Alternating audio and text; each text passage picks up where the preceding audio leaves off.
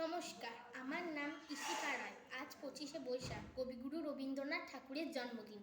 এই উপলক্ষে আমি একটা গান গাইব। ওইটি হচ্ছে আয় তবে সহজ। আয় তবে সহজ